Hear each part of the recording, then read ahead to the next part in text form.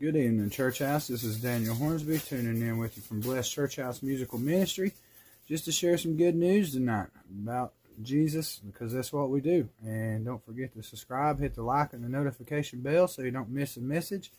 And the message tonight I was wanting to talk to you about was in the end times. He says, I will pour my spirit out on all flesh. And he said that the children will be in the streets preaching and the old men will be having visions and dreams. So a perfect example of this is I ran into a little boy yesterday, and he come through the line, and I was just rhyming in the spirit, and next thing you know, he started getting lit. He already had strong faith, and as soon as he'd hear the word, he'd respond because he knew exactly what I was talking about. Obviously, his parents had him in church, or he'd been listening to the word somehow, and he just kept getting lit, and I was getting lit, and he was laughing, and I was laughing, and he had strong faith that he's at such a young age. He wasn't even about 5 years old and already filled with faith.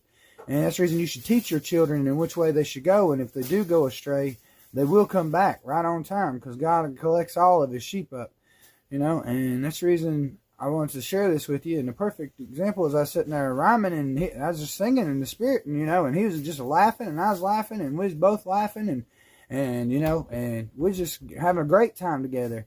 And right before he went out the door, he turned around, and I said, and have a blessed day too. And he looked at me, and he stuck his hands on his hip and bent his head down. He said, I will always be blessed.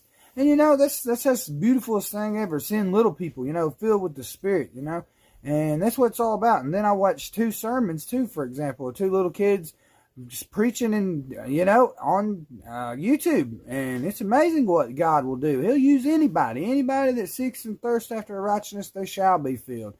And ask for your cup to be filled with joy every day, and it will be filled. And on one of them sermons I seen that had this little child on there, she was preaching, and she was going on preaching in the spirit. And next thing you know, there was a little kid that quoted on that commented on the video. She said, I felt like God was calling me to preach too. She said, but all my friends make fun of me and call me holy girl and do all this.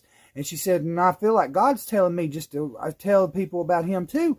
And that's the reason, don't forbid your kids from sharing the good news too. If they want to go share the good news, let them share the good news, because you'd be amazed at what God will do through his people.